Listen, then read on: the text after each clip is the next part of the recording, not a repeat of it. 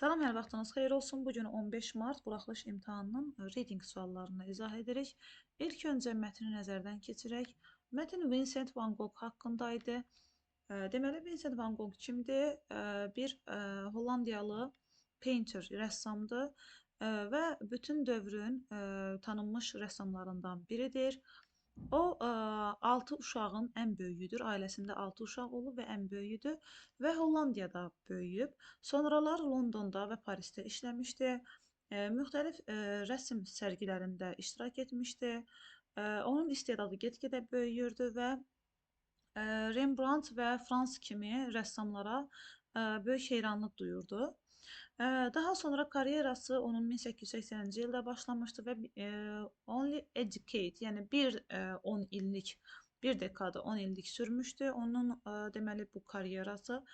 Onun o əsərlərini sosial çevrədə baş verən hadisələrdən ilhamlanaraq yaradırdı. Əsasən də onun bu əsərləri vətəndaşların, sakinlərin apardığı mübarizələri daha çox əks etdirirdi. Və onun bu rəsmləri anlaması get-gedə sürətlə böyüyürdü, inkişaf edirdi. O öz qardaşına çəkdiyi rəsmlər haqqında yazırdı və hətta o bir əsərində o deməli Yapon incəsənəti tərəfindən necə təsirləndiyini yazmışdı. Sonralar deyir, deməli qaranlığı daha çox təbii yolla bildirməyə, göstərməyə çalışırdı və qara rəng istifadə etmədən göstərirdi. O Cafe Terrace at Night əsərində bundan daha çox deyir, yalnız mavi, yaşıl və purple rənglərdən istifadə edərək bu əsərini yaratmışdı, gecənin qaranlığını təsvir etmişdi və o bu haqda qardaşı Teoya yazarkən bu fikirlərini bölüşmüşdü. Yəni bu yeni tapdığı metoddan necə məmnun olduğunu göstərmişdi, onu bölüşmüşdü qardaşı ilə. Və üçüncü hissədə isə bizdə deyir ki, saysız bu əsərlərin əvəzinə o deyir, onları harda deyir bölüşəcəyi haqqında uyğun yer tapa bilmirdi ki, onları sərgiləsin, göstərsin.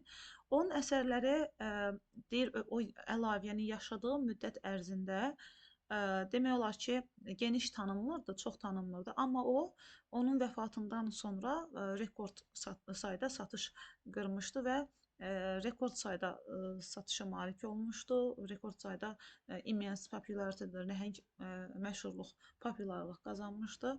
İndi baxaq suallara. Suallarda görək nədən bəhs edir. 23-cü suallarda nə göstərir, nə soruşur bizdən? What is typical for Van Gogh's artist career? Deməli, Van Goghun rəssamlıq karyerasına tipik olan nədir? Painted his artworks in 10 years time, 10 illik ərzində yazmış, bu rəsmlərini çəkmişdi, bəli, bir düzgündür. By using black color, qara rəngdən istifadə edərək möhtəşəm əsərlər yaratmışdı. Xeyr, qara rəngdən istifadə etmədən qaranı göstərməyə çalışırdı. Qaranlığı göstərməyə çalışırdı. He created very few artworks. Few deyil, çox az sayda rəsm əsərləri deyir həyatı boyunca çəkmişdi, amma çox sayda əsər çəkmişdi. His works mainly describe the struggles of their residents. Sakinlərin deyir mübarizəsini əsasən təsvir edirdi. Bu da doğrudur. 1-4 A variantı doğrudur. 24-cü suala baxırıq. True istəyir bizdən, düzgün istəyir. Vincent van Gogh youngest, ən gənc uşaq idi, xeyr, ən böyüyü idi. Deyir, Hollandiyaya sonradan köçmüşdü, xeyr, orada böyümüşdü.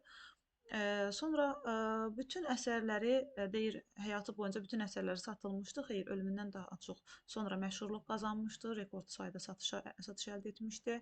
D-yə baxırıq. Deyir, çoxlu rəsm əsərləri çəksə də onları göstərməkdə problem yaşayırdı. D variantı bəli, düzgündür. Harda sərgiləmək lazım olduğunu bilmirdi. Yəni sərgiləməyə yer tapmırdı. Y variantında isə Yaponiyadakı həyatı haqqında yazmamışdı qardaşına, ailəsinə. Y variantı yanlışdır. 25-ə baxırıq. Düzgün olanı istəyir bizə nə haqqdadır? Mainly about. Əsasən nə haqqındaydı? Nə haqqındaydı? Tanınmış bir rəssam haqqındaydı. Bu da C variantında düzgün verilib. Bütün dövrlərinin tanınmış Hollandiyalı artist, rəssamı. 25-ə baxırıq, o Teo məktubunda nə yazırdı? O qaranı necə qara istifadə etmədən qaranlığı göstərdiyini və bundan məmnunluq duyduğunu yazırdı. How different colors to express darkness. A variantı bəli, doğrudur. Qaranlığı necə fərqli rənglərlə göstərdiyini izah edirdi.